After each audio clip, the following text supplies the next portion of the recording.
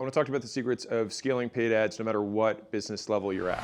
The biggest obstacle is just ROAS going down. You spend more money. 10 million ads a day. Very low trust. And that's it.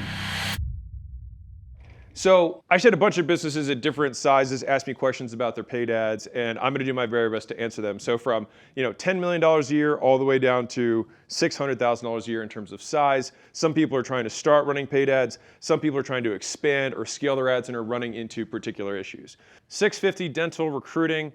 How do I start marketing? So you currently run ads for job boards. Where are you at? Raise your hand. There you go. So you run ads on job boards. So you already know how to run ads. All right. This is me trying to break a belief for you. So you already do it. You're just doing it on another platform. All right. So you're doing it in order to get dentists, but you're also trying to attract dentists who have clinics.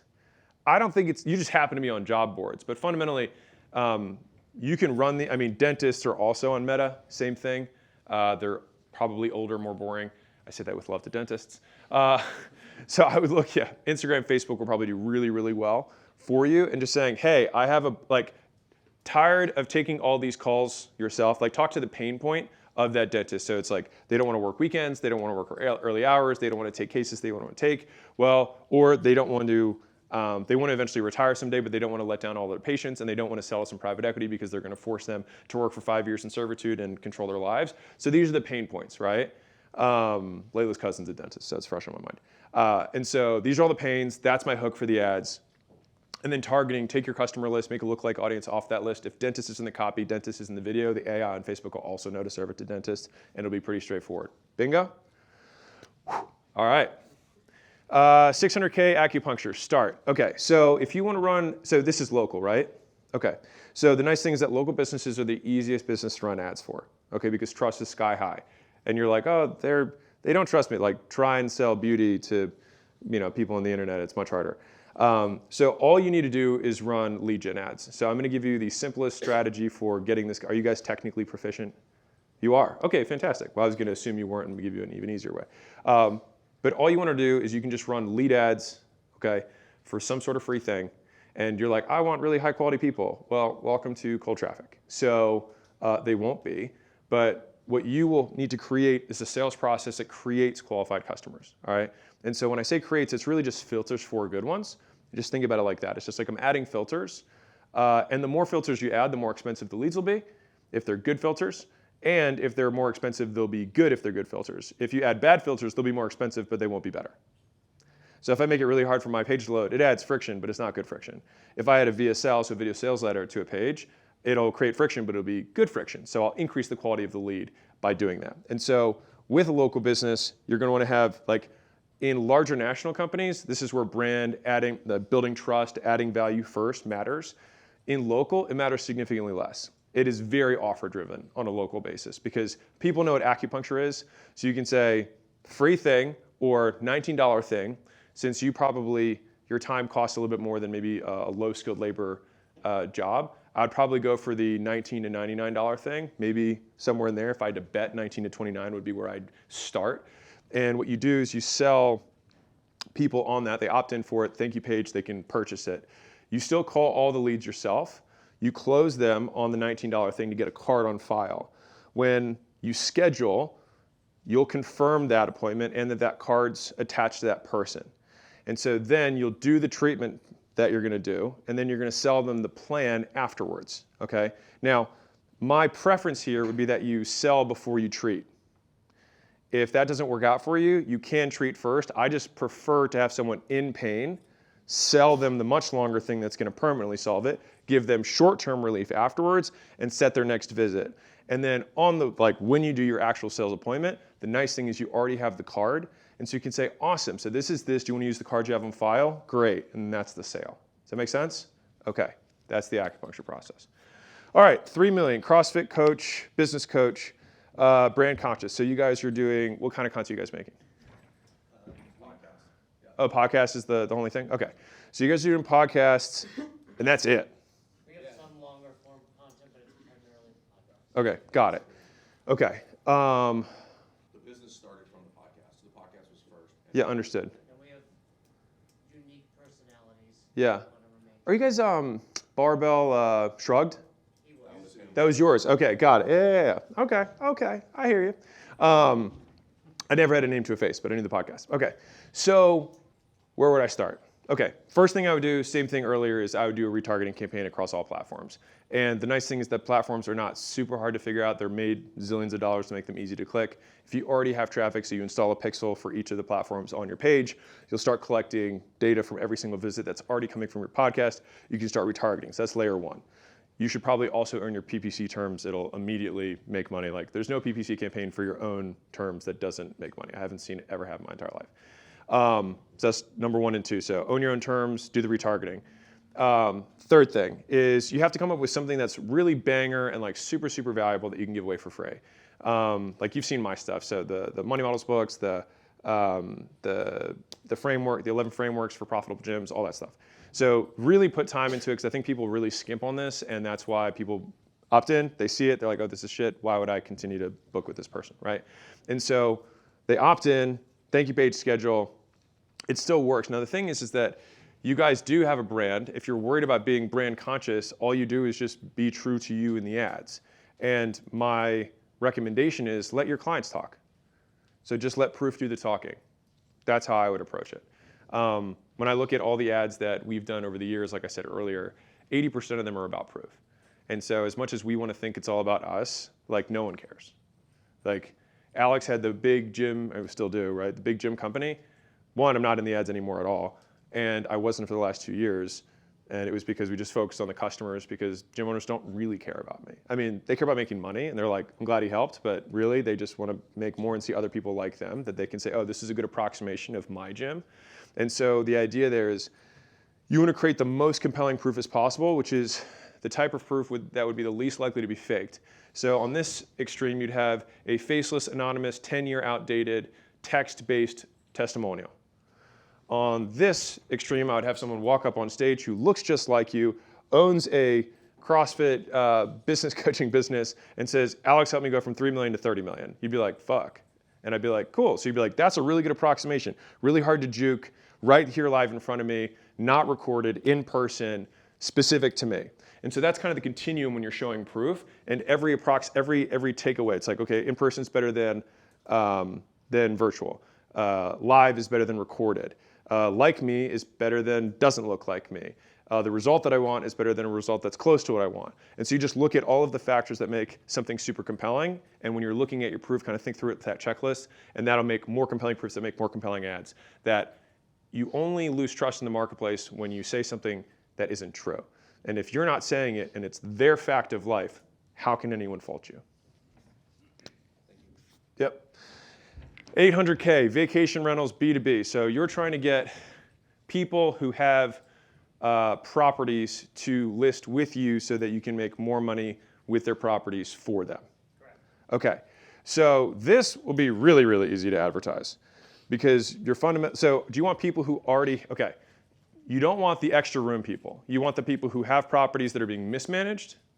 We target homeowners who have a secondary home that they only use a couple weeks a year. Okay, and don't do anything in the meantime. Exactly. Okay, so I would start with, so one, I would probably still use Meta as my first bet, just because the targeting there is going to be easier to figure out. The ads themselves are going to be the same thing, lead with pain, like I was saying with the dentist, is what is the pain of that person? Which is, do you feel like you're wasting money by having your house sit empty every year or every month as you keep paying your mortgage on something that doesn't get you a return, right? It'd be something to that degree. You would know the pain better than me, but that's what I would imagine the pain would look like. And so what I would then do is I would send probably 5 case studies of different representative houses and different representative avatars. So kind of the point I was making there with the CrossFit gym owners is that in the thing that I want to send is like, we're going to give you an estimate. In the meantime, I'm going to show you 10 representative types of homes that you can probably find one that's close to yours, so you can have some reasonable expectation of what you could potentially earn switching to short-term in the meantime. And at the bottom, I have the commonly asked questions, which is, are these people going to trash my place? What's my security going to look like? What if they don't leave? Cleaning, blah, blah, blah. Like all the questions that are going to be there. And I answered that in the bottom there because we already solved this. We do this with this many homes, proof. And so we've been doing this for this long, more proof. And so if you'd like, we can give you an estimation of what we think based on your neighborhood, your zip code, and we can personalize our process to you. Great. Okay, that's the ad and the case study that you give them. So free download, thank you page scheduler, very simple. If you want, you can add an application. If you get too many opt-ins that aren't qualified, you can add more friction. So just for everyone, it's like, what's the perfect funnel? If you get too many that are bad, add friction. If you don't get enough, remove friction. And if you have almost no friction and they're still bad leads, the targeting's off. Okay. 2 million beauty, 4.6 ROAS Meta. Okay, you guys are in Colombia. You're shutting down the other 2 countries that aren't working as well. You're 30%. You're at 4.6. Why aren't you scaling is the question. So the question, like, what is the actual question here? We really want to scale like 5-10x the revenue, Okay. and we want to increase our LTV. Okay. So how would you like plan the strategy to do that? We're currently making like 100% UGC, only in meta ads. Great. We want to maybe test new creatives, new platforms, but how would you structure the strategy, the team to do that, the content creation? Mm-hmm. Because that's like a new level that we're not. Yeah. So 2 ways that you can scale the ROAS. So one is spend more, obviously. So I'm not even including that. But in terms of improving your ROAS itself, it means you either have to drive down CAC or increase LTV, right, or average cart value. So in terms of driving down CAC, what I would do is I would look at the top. You probably run 1,000 ads over the last year. Look at the top 10% or 5% of ads. Look at the first 3 seconds of each of those ads and see if you can model those 3 seconds with all of the remaining ads that you have. You can even slice that first 3 seconds off of the best winners and paste it onto another 100+ ads. So that'll get you 10, 50 times more ad creative per good winner that you get, so you can squeeze more out of it. So that's from the creative strategy to drive down ad costs. From the LTV perspective, are you guys selling subscriptions, or are you just selling? We sell like devices and also cosmetics. So we have an IPL hair removal device, we have LED mask, we have LED like skincare devices, Uh-huh. and we also And you have, sell like, bundles? Complementary, there are cosmetics to those devices. Okay, and you sell the devices, and then the recurring goal is that people buy the. Other devices, because those are almost like a one-time purchase only. Yeah, that's what I'm saying. So they one-time purchase on the devices, but the gels or lotions and potions go to on a recurring basis, right? I mean, that's not our main focus because they are like low ticket. Yeah, I got you. Yeah. The nice thing is that when it's low ticket, when someone buys a high ticket, the likelihood they buy the low ticket thing, if you bundle it up, is pretty high.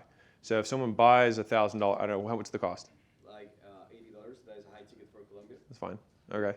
So if you have an $80 thing, then you could still sell a $40 annual for 12 packs of the creams or whatever that go with it. You should just sell a whole bundle of that, because think about it from the consumer. If I'm buying, it's because I believe that I'm going to do this. And if I am going to do it, then I might as well get the savings on the stuff that goes with it. Like if I buy a printer and someone says, hey, buy a year's worth of ink, and you in the moment you're like, well, I am going to print stuff, that's why I'm buying it. Then, and not everyone's going to take it, but if 30% of people take it, you add $12 to your ACV, and right there you've got whatever that is, 15% that you add. So that's one thing. Do you have payment plans and financing set up? Yeah. Okay, so that's good.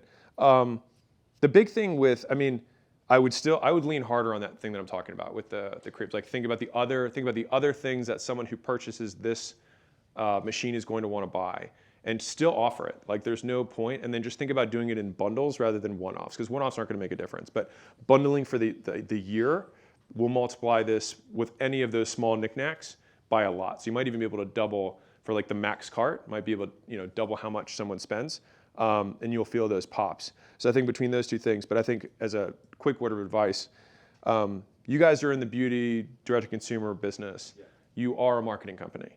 And so doubling down on creative as a discipline is what's going to separate you from, like if you want to get to 20 million a year, it's going to be you doing 10 times or 50 times more creative in terms of what you're putting out for output.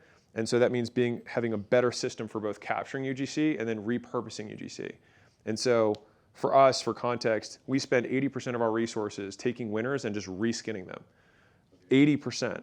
And so you're getting all these new ads, but the real money is, okay, I have this one winner, and I'll give you a story. I had an ad that we called the Kale ad. So Kale was our GM, right? And he made this ad before he was the GM. And it was this beautiful, this perfect testimonial. And he couldn't have planned it any better. He had like the gym behind him. He had his wife with him. He was like, we were 2 months from shutting our doors, but you can see the gym full. He's like, and within 4 months, it was completely full. 18 months, I had it, in 6 months, I had it completely outsourced. By 18 months, I sold the whole gym, and I was losing money. And I was working a full-time job just to pay the bills at the gym. And, this many months later, it was all great, right? Now, when we had that ad, I made about 100 versions of that ad. So I made a black and white version. I did a sepia filter version. I reordered the back end. We swapped out hooks. I put different headlines. I put different subheads. I changed the fonts. I ran it with different ad copy. I will use and abuse it until it doesn't work at all. And so when you have your winners, you usually just need to run them way longer, way harder in a lot of different variations so you can squeeze way more out of it. Feel good? Yeah. Cool. All right, 1.8, private practice. Okay, so the question, what was the question on this? You wanted to scale it? Oh, the lead mag, okay, yes. So right now you've ran your ads to application, so opt-in application, and that didn't work. And then you go freebies to book a call, and that's not working because your call team sucks. We're running a freebie to get people inside of a Facebook group, Okay, and then having a setter trying to set the calls from the group. okay, But we're not like, we have a lot of capacity for the setter to set more calls and for Yeah. the salesperson to do more sales. So we wanted to do something that was more directly to book a call, so Mhm. like sort of skip the process. Sure. But every time we do it, like it breaks, it doesn't work properly. So it works, it's just expensive. Yeah. Okay, so I'll give you what I know from group funnels that run on school all the time. And so there's 4 conversion processes from a group. So one is that you add a free onboarding call to the free group. So every single person that gets added to the group gets an onboarding call as a bonus for joining the group. On the onboarding call, you then clarify where they're there, label their problem, over their past experiences. Oh, I think you might be a good fit. Can I tell you about it? Great. Okay, cool. And then you sell them into the other thing. The second way is that you put 5 video series inside of the group that functions as a VSL, but just broken up. And so you introduce the opportunity, your core story, the big idea, and then you do 3 stories, which are going to be their biggest belief breaking points. So big issue 1, big issue 2, big issue 3, which is typically universe, other people, and self, and you break down all 3 of those. And then on the end, you'll make your call to action, which is the 5th video, which is a little bit of stack, a little bit of sizzle, and you make the CTA. The third one is that inside of that group, you'll do a weekly webinar where you provide value for the majority of the webinar, and you soft toss the CTA. Your sales guys and setters are on that webinar. Anybody who chats in there, they can pull off. If somebody's like, oh man, I got this question, oh, that was so valuable, they immediately DM them and pull them off the call, and then they can set them right there. The fourth way is that anybody who engages on recordings or posts inside the group, likes, comments, or makes a post, the DM setters go in and then set the call. So it's 4 different ways that you can set from the group. And if you're driving all the traffic there and it is working, you just probably need to train your setters better and maybe have more of them. Yep. All right. $1.2 million VA. So you want to start running ads for your VA business to get business owners? Yep. Yes, sir. Okay. What type of VA? So it's a virtual assistant, either primary or secondary. It's based out of the United States. We can do estimates, credit cards, callbacks, and for service-based companies. So like home services? Yep. In-home service companies. Okay. So you're looking for service business owners like roofing, right, to hire VAs to do some of the legwork for their team. Okay. So the good news is that home services is pretty easy to target. With ads, I would probably also start on Meta there, just because Meta's targeting is probably the easiest. TikTok is pretty good targeting too. It's getting much better, but I would start with Meta, so Facebook and Instagram. And again, the funnels here are just really valuable thing for, how many clients do you have? 70. Okay, you have 70 clients. And so what I would want to do is show how much money they save and how much more profit they make per roofer. And I would just literally explain it, because a lot of people won't know. So it'd be like, the average roofer or the average home service person who has tradesmen who are going out are spending this much per hour to have the person do that, do estimates, do card checks, do whatever, the 3 main things that you do. And that means that per person, it's costing you $25,000 a year in labor. All right, now the thing is that for $500 a month, we can replace this. So take $25,000 and instead pay $6,000 per year. So you get the spread, you get $19,000 back per person. And so if you'd like to see how we can help you implement this, we will guarantee this result. And by day 90, if you haven't made at least 5 times the money that we've done, we'll give you the rest of the year of the VAs for free. That would be my offer. The actual creative would be you breaking down the process. And what you want to do is have some sort of visual proof that's like, this is what John did. And John made this much, saved this much money. Here's Stu, and Stu saved this much. And just say the size of the business. So he's doing about $10 million a year. He's got 20 guys. And this is what he was able to save. So if these numbers sound at least interesting to you, we'd be happy to hop on a call. If you have a 2-call close, you can say you can leave your credit card at home. It's just to make sure it's a fit for us as much as it's a fit for you. We only take roofers above a certain size. So if you are smaller, don't worry. We'll send you with some resources that can help you out for free. But if you are above a size, we might be able to help you out. And either way, it would be another call for us to close. So you can relax. It's not a sales call. Cool? So add with that kind of copy and messaging. And then freebie thing that will also be a longer version of that with maybe some writing that gives some graphs and some visuals or whatever. And then you can have the thank you page scheduler for them to book a call. Still outbound dial all the people. You have some VAs, I'm sure they can do that. Call all the leads that opt in no matter what. And the nice thing with that is that if your VAs are good, then they can be like, I'm a VA. I could be doing this for you. That would be my script. Okay. Yep. Do you have an email list? Yeah, so if you have an email list of over 1,000, I'm assuming you do, you can take that list and then put a lookalike audience and start there as you're targeting, because that'll be the issue for you in the beginning. Yep, and make that the headline like home service providers. Okay, 1.2 million in solar. What now? 7+ ROAS. Things are working. I'm going to tell you, where are you? I'm going to tell you to spend more. All right, so what's the problem? Do I continue creating and testing new ads, or do I just push this ad as hard as I can and just stop testing? 80-20. Okay, 20% of the budget testing, 80% pushing. Yeah. So Google already really experimented with this. So the technical one is the better one is 70-20-10. So 70% is doing the main thing. So just the one ad that you have. 20% is adjacent to that. So as many different ways as you can think of, versions of it that's not that ad. So everything that I see as permutations of that, I see as the 70. Adjacent to that, similar in style, is the 20. 10 is just wild ass ideas of maybe this would work.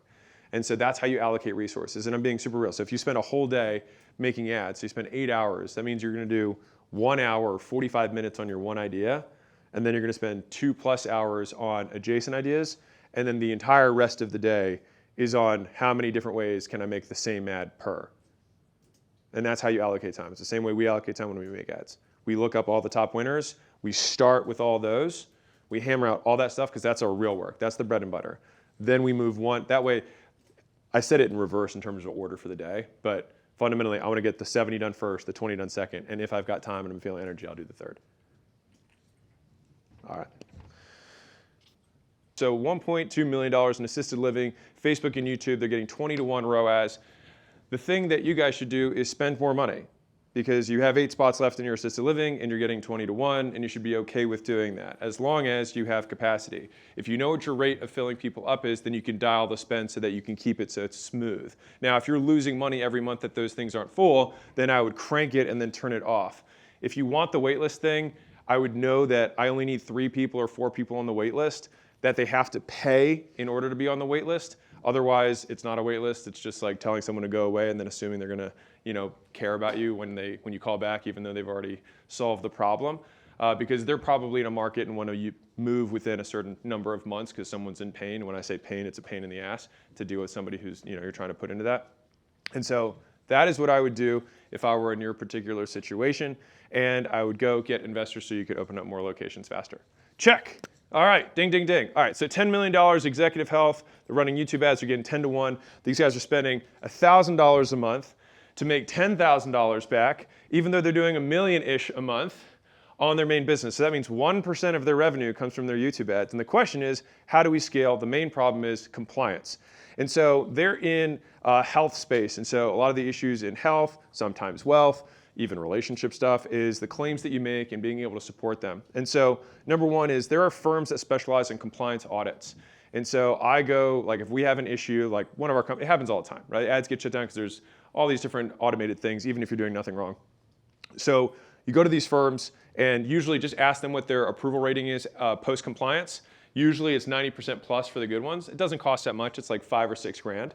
And they'll go through, they'll audit all the sites, they'll audit all the videos and collateral that you use, so that then you can resubmit, and they usually have some sort of internal Google kind of backdoor where they say, hey, we will make sure these people are compliant. They have a relationship with Google, and they can make sure that you get pushed through. So usually, as long as you're not doing anything completely racy, which I'm guessing you're not, you should be fine. Great. $10 million roofing PPC, so you want to expand. So you're spending $30,000 a month. What's ROAS? 7 to 1. Okay, 7-to-1 ROAS, $10 million a month, roofing, doing PPC, wants to expand, and you're in a local market? Okay. So if you're trying to expand there, first campaign I would run would be a retargeting across all platforms. So I would be retargeting on GDN, so Google Display Network. I'd be retargeting on Instagram. I'd be retargeting on Facebook. I'd be retargeting on YouTube. Anyone who's done a site visit, that'll be the first and easiest ROAS that you can get because you've already paid for it. So we consider that like the shadow funnel, which is whenever you blow traffic through anything, you should always have global retargeting across all platforms because then you can scoop up everything else, and it almost always is positive ROAS. So number one. Number two, if I had to pick another platform, I would actually do Meta. Because obviously PPC have super high intent, so the lead quality is going to be lower on Meta because it's interruption-based marketing rather than intent-based marketing, because people aren't looking for it when they're scrolling on Facebook. But a lot of older people are on Meta, so Facebook especially, but Instagram too. Instagram's got the whole gamut, right? And so people who have roofs to fix. And so I actually think it'll be fine that Facebook's aging up a little bit for you to run ads there. And since the average ticket's so high in roofing, you'll probably good. In terms of the funnel, typically like free audits or some sort of free thing is good enough. And you can talk to them about savings that they're going to make if they fix their roof in terms of heating, cooling, all the other jazz that you guys do. And you can basically do that for free. You can send someone out, you can do it virtually, and then probably 2-call close. So set, close after the freebie. Freebie is the first page. Call thing is the second page.